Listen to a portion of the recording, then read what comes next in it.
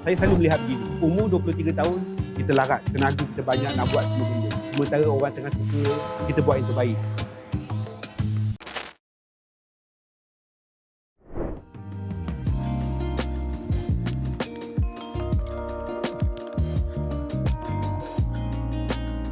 Nama saya Saleha binti Abdullah, pemilik nasi lemak Saleha. Nama saya Rizal. Saya anak pertama kepada Puan Saleha dan Cik Mak Isa. Bersama-sama dengan keluarga Nasi Lemak Saleha. Sebelum ni saya bekerja dengan mak saya lah. Dulu jual nasi campur bersama. Lepas tu saya fikir saya ingat nak buat nasi lemak senang kan. Sebab nasi campur ni remeh sikit. Saya, time tu saya masih lagi belajar. Jadi, mak saya dengan ayah saya ni macam-macam berniaga dia buat. Saya ingat lagi berniaga steamboat, kan? Pernah berniaga sampai berniaga nasi ayam. Sampailah yang terakhir sekali berniaga dekat buka macam minimarket, kan, kedai runcit.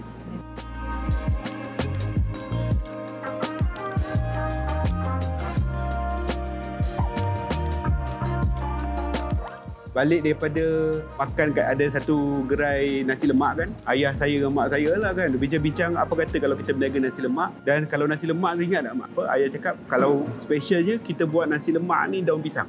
Dari situlah ideanya bermula, idea buat nasi lemak Saleha ni. Saya dari kecil memang niaga lah. Arwah mak saya pun niaga makan. Jadi dari situlah saya belajar daripada mak saya.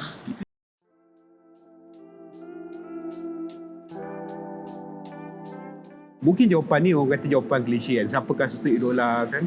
Definitely antara orang-orang yang penting yang banyak membantu saya adalah mak ayah saya. Bila saya tengok kan mak ayah saya berniaga kan, dia ada beberapa bisnes dia buat. Ada yang jadi, tak jadi, lepas tu buka bisnes lain kan. Tanpa rasa penat, lelah, masih lagi terus mencuba kan mak kan. Saya ingat dulu mak saya pernah cerita kan, pagi-pagi dulu nak pergi pasar, nak pergi beli barang, doa kat Allah Ta'ala je supaya anak-anak ni tak ada apa-apa. Sebab pagi nak pergi pasar kena tinggal anak-anak. Dan daripada situ orang kata memberi inspirasi kepada saya kan bahawa kadang-kadang itulah pengorbanan yang perlu dibuat dan membuat saya untuk terus percaya bahawa perniagaan ni memang banyak cabaran tetapi seronok. Bagi saya, arwah mak saya lah. Daripada kecil saya tolong dia apa semua. Dan daripada situlah saya belajar berniaga.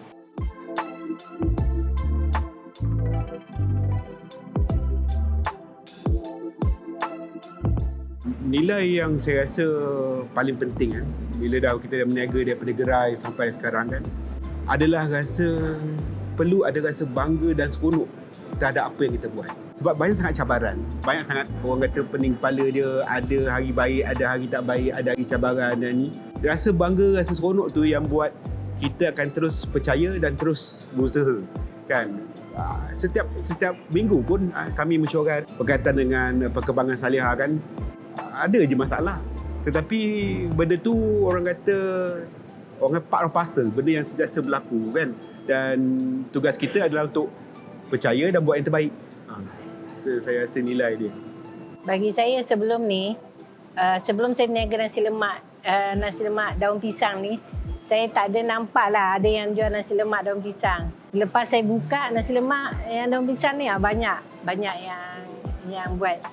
Saya rasa kalau nak kata perbezaan dengan orang kata sahabat-sahabat penjual yang lain kan, orang kata mungkin ada yang lebih sedap lagi daripada Saleha. Tapi mungkin kat sini kita letakkan kelebihan sedikit Saleha ni adalah kemampuan kita untuk menghasilkan nasi lemak yang daun pisang tu kan, penuh daun pisang, dan juga kemampuan kita untuk menghasilkan maksimum 15,000 pack satu hari.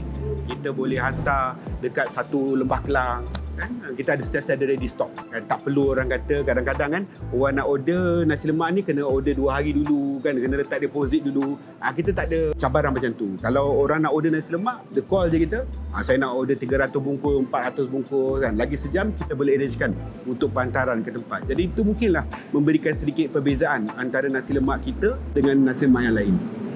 Saya ikut SOP saya dah bagi tahu kepada anak saya yang nombor 3, dia yang jaga sekarang.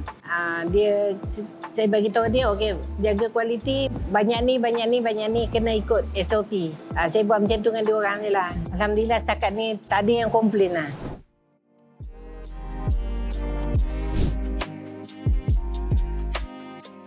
Okey, bermula daripada kami meniaga tepi jalan. Buka payung apa semua. Daripada beras tu dalam 10 kilo. Mula 10 kilo, lepas tu naik sampai sekarang ni. Memang banyak cabaran dia. Kadang-kadang ialah meniaga tepi jalan kan. Ada orang suka, ada yang tak puas hati yang kita kan. Macam saya ingat lagi bila hujan lebat kan, sekarang kan kita tengok angin ribut petang-petang kan. Mak pesan dulu kan, jangan lupa datang gerai. Sebab apa? Bukannya nak tolong bungkus, sebab nak tolong pegang dengan payung. Takut angin kuat, payung terbang kan, kita pegang. Jadi itu antara cabaran-cabaran awal dulu berniaga kan. Dan orang kata apa, nak memastikan customer happy kan, pelanggan suka dengan kita kan. Ada pernah dapat komplain, dia dah order, dah dapat, lepas tu bagi tahu produk basi kan. Jadi itulah antara kerugian-kerugian yang kita pernah hadapi dulu dan cuba untuk menambah baik sampailah sekarang. Antara kenangan-kenangan yang penting dalam yang saya lihat dan pengorbanan yang mak saya buat kan. Ada satu ketika tu mak, kami nak beli mesin. Jadi mesin tu mahal. Jadi cash yang ada pun tak cukup. Tapi kita tahu kita perlukan mesin. Jadi paling mudah kan time tu adalah pergi pajak gadai lah. Kan nak senang dapat cash kan, pergi pajak gadai. Jadi saya nampak, saya temankan mak saya pergi pajak gadai tu. Saya ingat mak saya hanya gadaikan dia punya rantai. Tak cukup. Mak saya keluarkan cincin. Dia pegang lama cincin tu. Lepas tu dia keluarkan perlahan, dia tolak. Nak bagi cukup duit tu. Jadi saya tengok kan, balik tu keluar je daripada pajak gadai tu, mak okey ke? Nak buat macam mana? Nak bagi cukup duit nak beli ni, kenalah tolak habis semua. Jadi itu antara pengorbanan yang saya nampak. Mungkin pada orang lain hanya angkat sekadar pajak gadai je apa semua. Tapi ini orang kata dalam erti kata lain, orang kata pengorbanan yang dibuat kan, yang terpaksa disacrificekan untuk memastikan benda tu berjaya kan.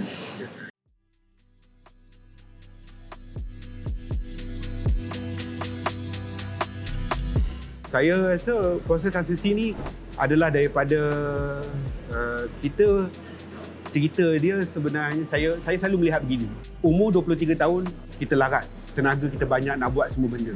Umur 30 pun larat lagi. 35 kalau apa-apa masalah larat lagi.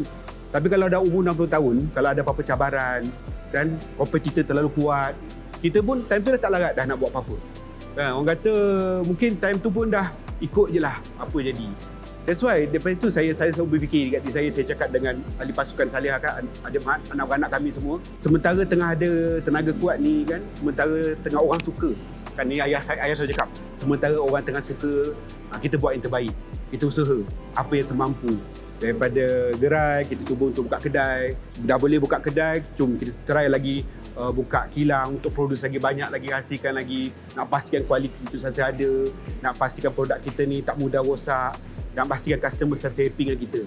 Bila dah sampai ke dah jualan tu dah tinggi macam ni, kita kena ada proses tadbir urus yang betul. Time ni lah kita dah kena pastikan cukai tu betul dibayar, SST tu perlu dibayar kan. Dan perkara-perkara ini yang memerlukan tadbir urus yang betul. Itu yang apa yang kita buat, kita cuba sedaya upaya untuk memastikan kelangsungan bisnes tu.